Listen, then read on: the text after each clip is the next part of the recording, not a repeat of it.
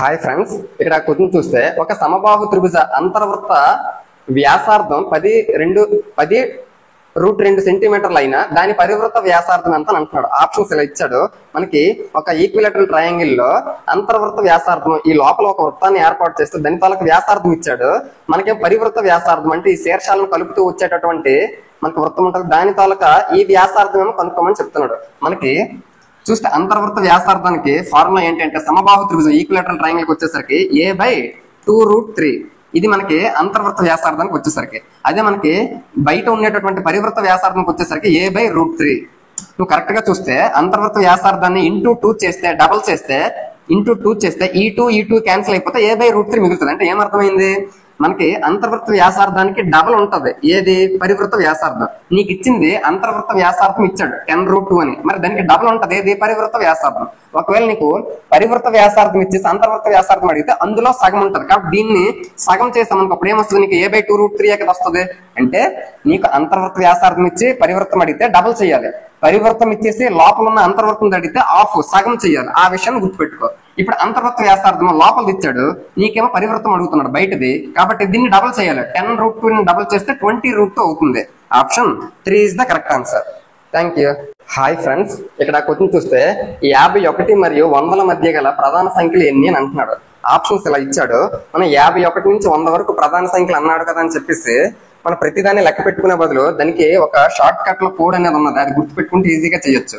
BD BBC BBC BA ఇది గుర్తుపెట్టుకుంటే చాలా ఈజీగా చేయొచ్చు. D అంటే మనకి 1 నుంచి 10 వరకు, నెక్స్ట్ D అంటే 11 నుంచి 20 వరకు, నెక్స్ట్ 21 నుంచి మనకి 30 వరకు, 31 నుంచి 40 వరకు, నెక్స్ట్ 41 నుంచి 50 వరకు, నెక్స్ట్ 51 నుంచి 60 వరకు, 61 నుంచి మనకి 70 వరకు, 71 నుంచి 80 వరకు, 81 నుంచి 90 వరకు, 91 నుంచి 100 వరకు. మనకేమంటున్నాడు, 51 కి 100 కి మిడిల్ లో ఎన్ని ఉంటాయని అంటున్నాడు. 51 కి 100 కి మిడిల్ లో ఎన్ని ఉంటాయి అని అంటున్నాడు. అంటే ఇవన్నీ మనం లెక్క పెట్టుకోవాలి అని అర్థం చేసుకోవాలి.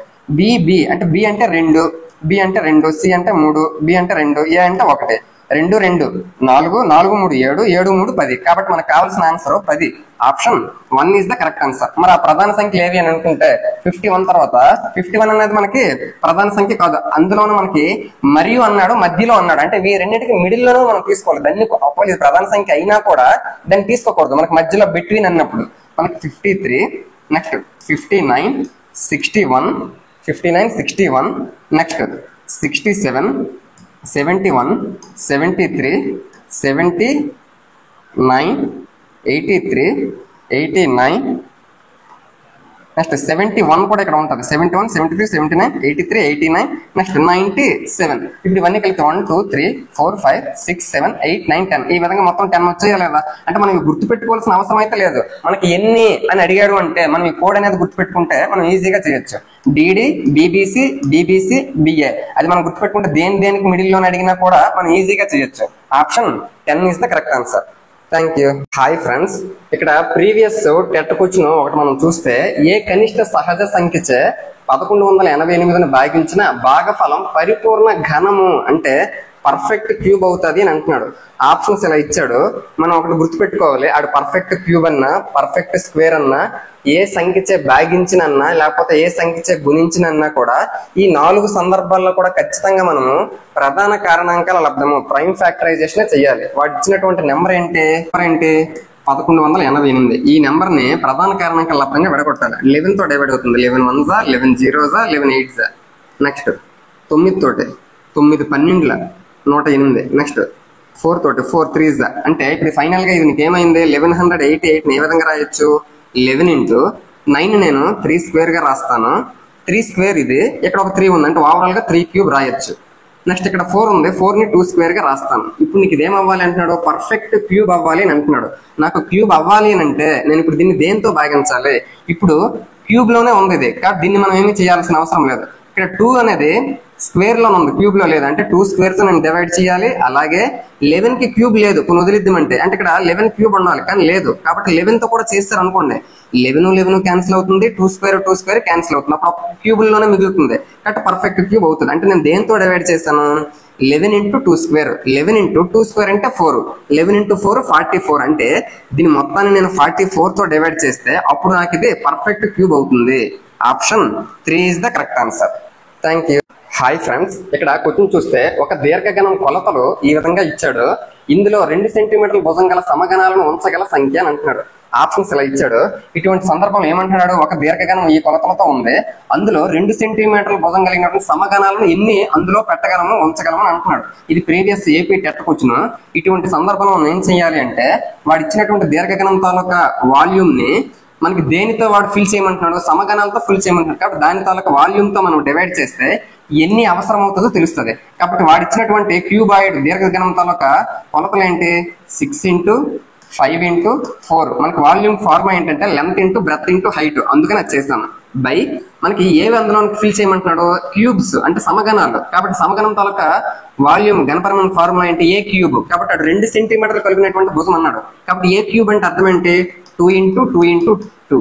అంటే దీర్ఘగణం వైశాల్యం దీర్ఘగణం తాలూకా గణపరిమాణాన్ని సమగణం తాలూకా గణపరిమాణంతో డివైడ్ చేయాలి. అప్పుడు ఆ సమగణాలు ఎన్ని ఫిక్స్ అవుతాయో తెలుస్తుంది. 2 into 2 4 కదా, 4 తో డివైడ్ అవుతుంది. 2 1s 2 3s 3 into 5 15. అంటే ఈ కొలతలు కలిగినటువంటి దీర్ఘగణంలో 2 సెంటీమీటర్ల సమగణాలు ఎన్ని పెట్టగలమంటే 15 అందులో పెట్టగలమని అర్థం చేసుకోవచ్చు. Option 4 is the correct answer. Thank you. Hi friends, ఇక్కడ క్వశ్చన్ చూస్తే మనకి ఇక్కడ ఒక నెంబర్ ఇచ్చాడు, దాని యొక్క వర్గమూలము స్క్వేర్ రూట్ లో 1 స్థానంలో ఉండే అంకెలు ఏముంటాయి అని అంటున్నాడు. ఆప్షన్స్ ఇలా ఇచ్చాడు.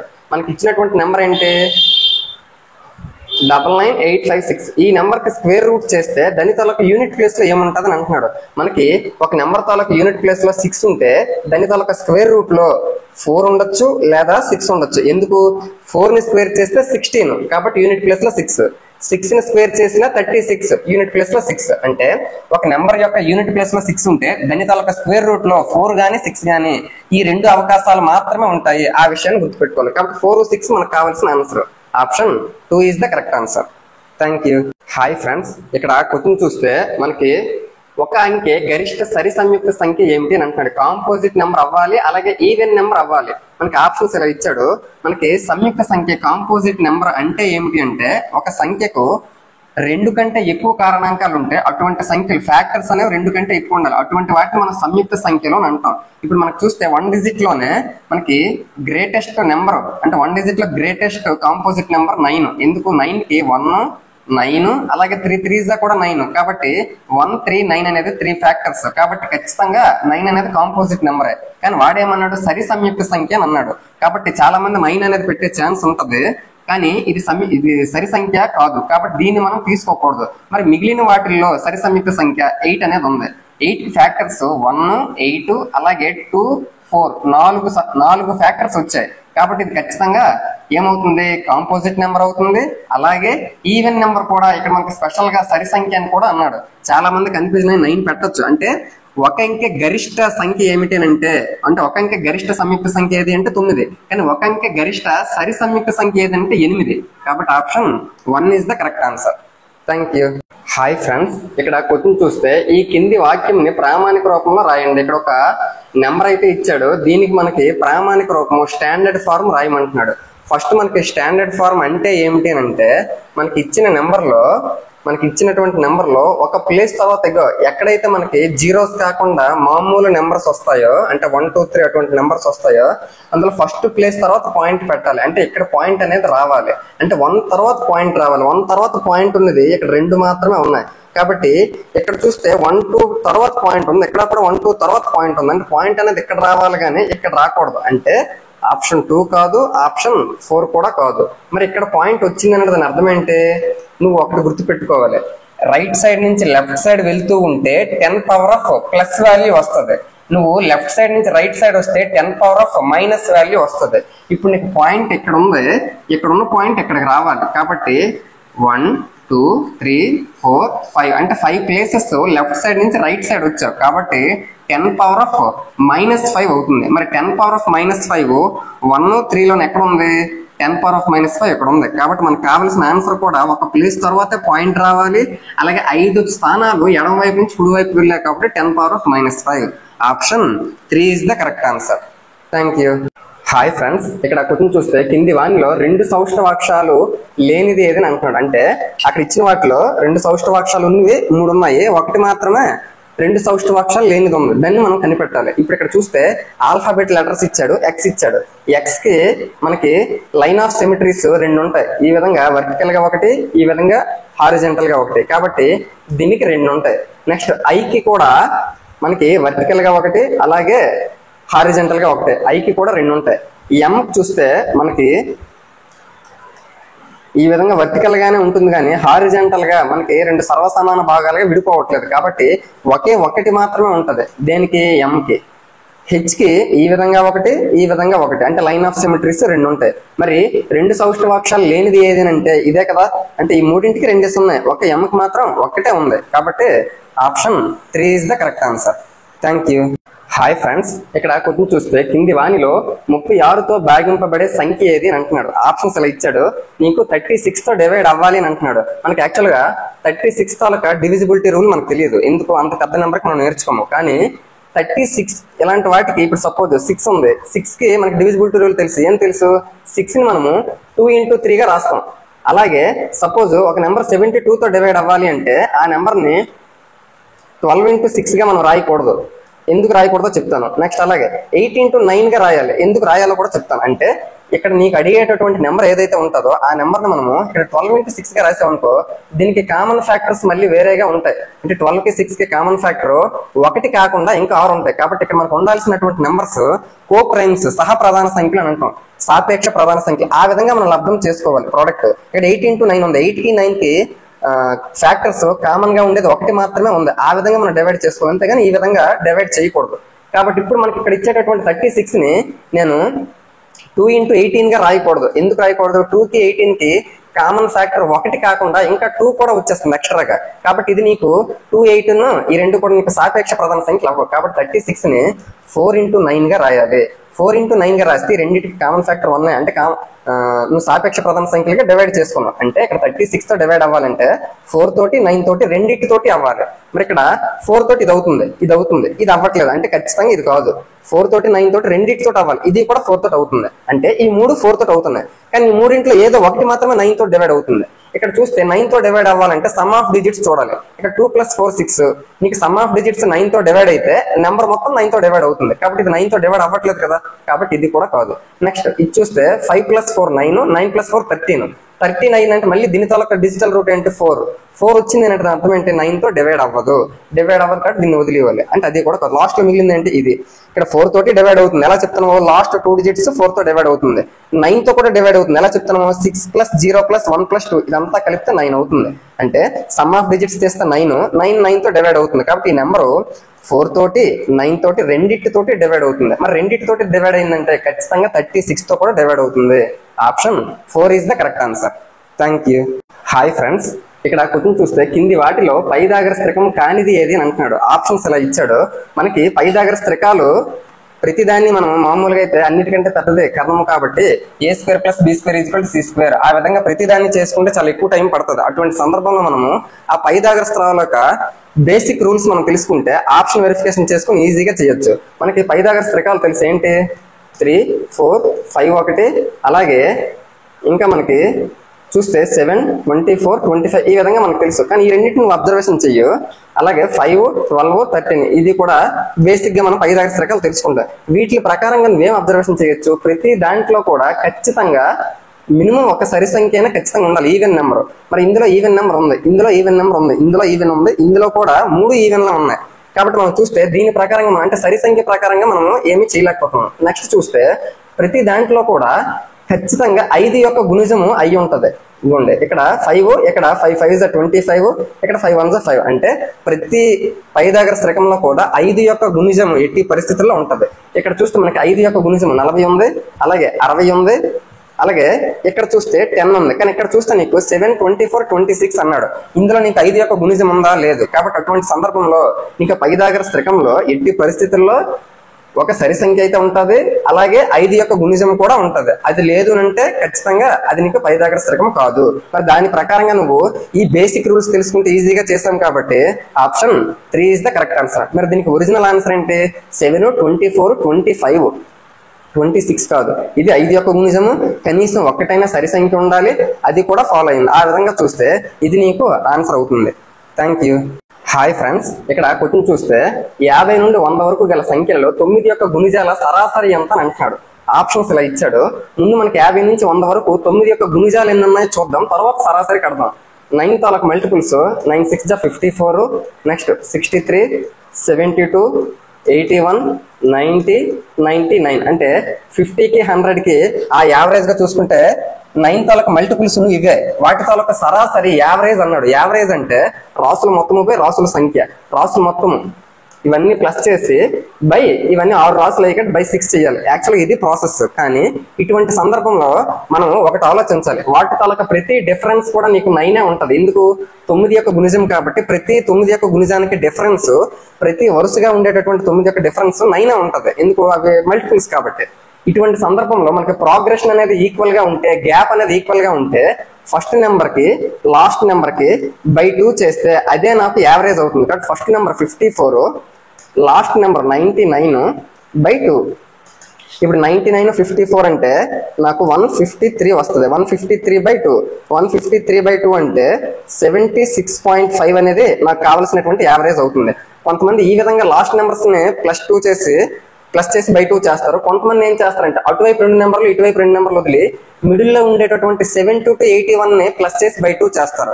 ఆ విధంగా చేసినా కూడా నీకు యావరేజ్ 76.5 వస్తుంది. ఇది ఎటువంటి సందర్భంలో? గ్యాప్ అనేది ఈక్వల్ గా ఉండేటప్పుడు దీన్ని మనము షార్ట్ కట్ గా ఉపయోగించుకోవచ్చు. 76.5 మన answer. Option 3 is the correct answer. Thank you. Hi friends, ఇక్కడ క్వశ్చన్ చూస్తే మనకు 1 + 2 + 3 so on 100 వరకు ఇచ్చాడు. గల సంఖ్యల సరాసరి అంటే యావరేజ్ ఏమో మనకు అడుగుతున్నాడు. ఆప్షన్స్ ఇలా ఇచ్చాడు. మనం మామూలుగా అయితే 1 నుంచి 100 వరకు గల సంఖ్యలు ప్లస్ ఇచ్చాడు కాబట్టి 1 నుంచి 100 వరకు గల సంఖ్యల మొత్తం అంటే n సహజ సంఖ్యల మొత్తానికి ఫార్ములా అంటే n × n + 1/2 some of n. కాబట్టి ఇప్పుడు మనకి ఇది మొత్తం వచ్చింది. మనకు అడుగుతున్నది ఏంటి? యావరేజ్. మామూలుగా అయితే ఇక్కడ 100 వేసి 100 × 100 + 1/2 చేస్తే 50 వస్తుంది, అంటే 5050 వస్తుంది. ఆన్సర్ ఇది అనుకోవచ్చు, కానీ ఆన్సర్ అది అవ్వదు. ఎందుకు? వాడు అడుగుతున్నది మొత్తం కాదు, సరాసరి అడుగుతున్నాడు. కాబట్టి సరాసరి ఏంటంటే రాసుల మొత్తము, అంటే రాసుల మొత్తము బై రాసుల సంఖ్య. ఎన్ని రాసులు? n రాసులు. అప్పుడు ఈ n ఏమో ఇక్కడికే వచ్చేస్తుంది, అంటే 2 × n అవుతుంది అప్పుడు ఓవరాల్ గా. అప్పుడు n క్యాన్సిల్ అయిపోతే నీకేం మిగులుతుంది? n + 1/2 మిగులుతుంది. n + 1/2 అనేది మిగులుతుంది. కాబట్టి n అంటే ఏంటి? ఇక్కడ 100 + 1/2. 101/2 అంటే 101లో సగము, అంటే 50.5 అనేది నాకు కావాల్సినటువంటి ఆన్సర్ అవుతుంది. Option 2 is the correct answer. ఒక్కొక్కసారి ఈ క్వశ్చన్ ఈ విధంగా కూడా మనం చేయకుండా ఇక్కడ 1 నుంచి ర్యాపిడ్ గా మనకి ఒకే లెవెల్లో 1 + 2 + 3 so on అంటే డిఫరెన్స్ అనేది అన్ని దగ్గరలో ఈక్వల్ గా ఉంది. అన్ని దగ్గర డిఫరెన్స్ ఈక్వల్ గా ఉండేటప్పుడు ఇది మనకి a + l/2 ప్రకారంగా కూడా చేయొచ్చు. అంటే a + l/2. ఏ అంటే ఫస్ట్ నెంబరు, l అంటే లాస్ట్ నెంబరు బై 2. ఇది ఎప్పుడు? ఆ ప్రోగ్రెషన్ అనేది ఒకే లెవెల్లో ఉంటే +1 +1 +1 ఆ విధంగా అవుతుంది కాబట్టి ఏ ప్రాబ్లం లేదు. అప్పుడు ఇది 101/2 అంటే 101/2. 101/2 అంటే అర్థం అంటే 50.5 అనేది నాకు కావాల్సిన ఆన్సర్ అవుతుంది. ఈ విధంగా కూడా మనం చేయొచ్చు. Thank you. హాయ్ ఫ్రెండ్స్, ఇక్కడ క్వశ్చన్ చూస్తే 4, 5, 6, 0, 3లతో రాయగలిగే అతి పెద్ద బేస్ సంఖ్య ఏది అని అంటున్నాడు. ఆప్షన్స్ ఇలా ఇచ్చాడు. మామూలుగా అయితే మనము చూసిన వెంటనే క్వశ్చన్ ని వాడు అతి పెద్ద సంఖ్య అన్నాడు కదా అనే ఉద్దేశంతో మనము పెద్ద సంఖ్య రాయాలి అనుకుంటే మనకి ఇచ్చేటటువంటి డిజిట్స్ ఏవైతే ఉన్నాయో దాన్ని గ్రేటెస్ట్ నుంచి స్మాలెస్ట్ కి తగ్గించుకుంటూ వస్తే అదే మనకి గ్రేటెస్ట్ నెంబర్, పెద్ద సంఖ్య అయితే అవుతుంది. కాబట్టి 6, 5, 4, 3, 0 అంటే పెద్ద నెంబర్ నుంచి చిన్న నెంబర్ కి తగ్గించుకుంటూ వచ్చాం. కాబట్టి ఇదే మనకి గ్రేటెస్ట్ నెంబర్ అవుతుంది. కాబట్టి ఆ రకంగా చూసుకుంటే గ్రేటెస్ట్ నెంబర్ ఇక్కడ ఆప్షన్ 1 లో ఉంది. చాలా మంది ఆప్షన్ 1 పెట్టే ఛాన్స్ అయితే ఉంది. కానీ మనం ఒకటి అబ్జర్వేషన్ చేయవలసి ఉంది. ఏంటి? వాడు అతి పెద్ద సంఖ్య అన్నాడా, అతి పెద్ద బేసి సంఖ్య, గ్రేటెస్ట్ ఆడ్ నెంబర్ గా చెప్పాడు. కాబట్టి ఇక్కడ ఉండేటటువంటిది నీకు ఆడ్ నెంబర్ అవ్వాలి. ఇక్కడ లాస్ట్ లో 0 ఉన్నది. ఎక్కడైతే నీకు యూనిట్ ప్లేస్ లో 0, 2, 4, 6, 8 ఉంటుందో అది నీకు ఈవెన్ నెంబర్ అవుతుంది, ఆడ్ నెంబర్ అవ్వదు. ఆడ్ నెంబర్ అవ్వాలి అంటే యూనిట్ ప్లేస్ లో 1, 3, 5, 7, 9 అవ్వాలి. మరి ఆ విధంగా లేదు కాబట్టి ఇది ఈవెన్ నెంబర్. నీకు అడుగుతుందేమో ఆడ్ నెంబర్. అప్పుడు నీకు ఇచ్చేటటువంటి ప్లేసెస్ ఏంటి? 6540,430 ఉంది. ఇప్పుడు నీకు ఇది ఆడ్ నెంబర్ లోకి మారాలంటే 6 5 అలాగని గ్రేటెస్ట్ అవ్వాలి, అది గుర్తుపెట్టుకోవాలి. 430 నేను రివర్స్ లో 03 గా రాస్తాను, అంటే లాస్ట్ ప్లేస్ ముందు చూసుకోవాలి. 03 గా రాస్తాను, అప్పుడు యూనిట్ ప్లేస్ మనకి ఏమొచ్చింది 3 వచ్చింది. కాబట్టి ఇది నీకు ఆడ్ నెంబర్ అవుతుంది. అంటే అక్కడ ఇచ్చేటటువంటి డిజిట్స్ తో రాయగలిగే గ్రేటెస్ట్ ఆడ్ నెంబర్ ఏంటంటే 65403 అనేది నాకు కావాల్సిన ఆన్సర్ అయితే అవుతుంది. Option 2 is the correct answer. Thank you. Hi friends, మనకి ఒక సబ్స్క్రైబర్ అయితే క్వశ్చన్ అడగడం అయితే జరిగింది. ఒక డౌట్ క్వశ్చన్ చూస్తే ఐఆమ్ ఏ 9 డిజిట్ నెంబర్ అంటున్నాడు. మనకి 10 crore ప్లేస్ లో ఉన్నది ఏదో చెప్తున్నాడు. ఫస్ట్ 9 డిజిట్ నెంబర్ అన్నాడు కాబట్టి 1 2 3 4 5 6 7 8 9 డిజిట్ నెంబర్ అంటున్నాడు. 10 crore ప్లేస్ లో 10 crore place is 2 more than the 100 place. 100 place లో ఉండేదానికి 2 ఎక్కువ ఉంటుందని అంటున్నాడు. ఏది 10 crore ప్లేస్. 10 crore ప్లేస్ ఇందులో ఏదో చూద్దాం. 1s 10s 100, 1000 10,000, lakhs 10 lakhs, crore 10 crore. 10 crore place లో ఇక్కడ +2 ఉంటది ఎక్కువ. ఎందుకు? 2 more than 100 ప్లేస్ లో ఉన్న దానికి 2 ఎక్కువ ఉంటది కాబట్టి ఇక్కడ వరకు ఒకటి అయ్యింది. నెక్స్ట్ ఇంకేమంటున్నాడు? The digit in my 1000s place. 1000 place ఏది? ఇది. ఇక్కడ ఏముంటది అంటున్నాడు? Is 5 more than the digit in 100 place. 100 place లో ఉన్న దానికి 5 more than అంటే 5 ఎక్కువ ఉంటది అంటున్నాడు. అంటే ఇక్కడ 5 ఎక్కువ ఉంటుంది అంటున్నాడు. Next if 3 is in my 100 place. ఇక్కడ 100 ప్లేస్ లో 3 ఉంటే 100 place 3 is in my 100 place and in remaining అంటే మిగిలిన వాటిల్లో కూడా 3 ఉంటుంది అంటున్నాడు. అంటే ఇక్కడ 3 మిగిలిన వాటిల్లో కూడా 3 ఉంటుందని అంటున్నాడు. అప్పుడు ఆ నెంబర్ ఏంటి? మరి ఈ 2 నెంబర్ల సంఖ్య ఏంటి? 100 ప్లేస్ కంటే 5 ఎక్కువ ఉంటుంది 1000 ప్లేస్. కాబట్టి 100 ప్లేస్ లో 3 ఉంది, దానికి 5 ఎక్కువ కాబట్టి ఇక్కడ ఏమవుతుంది? 8 అవుతుంది. 100 ప్లేస్ కంటే 2 ఎక్కువ ఉంటది. ఏది? 10 crore ప్లేస్. కాబట్టి +2 చేయాలి. 100 ప్లేస్ లో 3 ఉంటది, దానికి +2 చేస్తే +5 అవుతుంది. ఆ విధంగా మనకు వచ్చిన నెంబర్ ఏంటి? 53,33,38,333. ఇక్కడ మనకి ఇంపార్టెంట్ పాయింట్ ఏమిటంటే if 3 is in my 100 place. 100 place లో 3 ఉంటే అండ్ ఇన్ రిమైనింగ్ అంటే మిగిలిన వాటిల్లో కూడా 3 ఉంటుందని అంటున్నాడు. మిగిలిన వాటిల్లో మనకి ఈ రెండింటి గురించి వాడు ఇన్ఫర్మేషన్ ఇచ్చాడు, మిగిలిన వాటి గురించి ఇన్ఫర్మేషన్ ఇవ్వలేదు. వాడేమన్నాడు? 100 ప్లేస్ లో 3 ఉంది, రిమైనింగ్ లో కూడా 3 ఉన్నదని ఇక్కడ అర్థం చేసుకోవాలి నువ్వు. రిమైనింగ్ కాబట్టి నీ ఫైనల్ ఆన్సర్ అయితే 53,33,38,333 అయితే అవుతుంది. Thank you. హాయ్ ఫ్రెండ్స్, ఇక్కడ క్వశ్చన్ చూస్తే మనకి x/2, x/6, x/8, x/4 ల మధ్యగతము మీడియన్ ఏమో 7 అని అంటున్నాడు. x గ్రేటర్ దాన్ 0 అన్నాడు. x వాల్యూ ఎంత అని అంటున్నాడు. ఇది మనకి ఒక సబ్స్క్రైబర్ అయితే డౌట్ అడగడం జరిగింది. ఆప్షన్స్ ఈ విధంగా ఇచ్చాడు. మనకి మధ్యగతం కనుక్కోవాలి అంటే ఇచ్చినటువంటి రాసులు ఏవైతే ఉన్నాయో వాటిని మనం అసెండింగ్ ఆర్డర్ లో గానీ డిసెండింగ్ ఆర్డర్ లో గానీ పెట్టుకుని మధ్యలో ఏదైతే ఉంటుందో అదే మనకి మీడియన్ మధ్యగతం అవుతుంది. మరి వీటన్నింటిలో చూస్తే మనకి ఏదో ఒక ఆర్డర్ కావాలి. అన్నిటికంటే వీటిలో పెద్దది x అవుతుంది. నేను పెద్దదాని నుంచి చిన్నదానికి రాస్తాను. ఫస్ట్ అన్నిటికంటే పెద్దది x, నెక్స్ట్ అన్నిటికంటే పెద్దది మిగిలిన వాటిలో అన్నిటికంటే పెద్దది ఎక్కడైతే హారం చిన్నది ఉంటుందో అదే నీకు పెద్ద వాల్యూ అవుతుంది. కాబట్టి x/2, తర్వాత x/4, తర్వాత x/6, తర్వాత అన్నిటికంటే చిన్నది x/8. ఈ విధంగా నేను అవరోహణ క్రమం డిసెండింగ్ ఆర్డర్ లో రాసుకున్నాను. మిడిల్ వాల్యూ మధ్యలో ఏది ఉంది? ఇదే కదా ఉంది. అటువైపు 2 ఇటువైపు 2 వదిలిగా మిడిల్ లో x/4 ఉంది. అంటే మధ్యగతం x/4 నీకు ఎంత అంటున్నాడు? ఆడే ఇచ్చాడు 7 అంటున్నాడు. అప్పుడు x వాల్యూ ఏమవుతుంది? 7 4 28 అవుతుంది. నువ్వు అక్కడ గమనించాలి, ఇక్కడ మొత్తం అన్ని రాసులు కలిపితే 5 వచ్చాయి. 5 వచ్చాయంటే మిడిల్ లో ఉండేది 3వది. అంటే నువ్వు ఒక వరుసలో 3వది పెట్టుకుంటే చాలు, అక్కడతో ఆగిపోతే చాలు. మరి మిగిలిన 2 రాయాల్సిన అవసరం అయితే లేదు. అంటే ఒక్కొక్కసారి నీకు 11 రాసులు ఇస్తాడు. 11 రాసులు ఇచ్చాడంటే లెఫ్ట్ సైడ్ 5 రైట్ సైడ్ 5 వదిలి మధ్యలో ఉండేటటువంటి 6th టర్మ్ 6వదే కదా అవుతుంది. అంటే నువ్వు ఆ 11 టర్మ్స్ లో నువ్వు ఒక వరుస క్రమంలో రాసుకుంటే జాగ్రత్తగా చూసుకుంటే 6వదే నీకు మధ్యగతం అవుతుంది. అంటే మిగిలిన 5 నువ్వు రాయాల్సిన అవసరం అయితే లేదు. ఆ విధంగా మధ్యగతం అంటే మధ్యలోనే ఉంటది. నీకు కావాల్సిన answer 28. Option 4 is the correct answer. Thank you.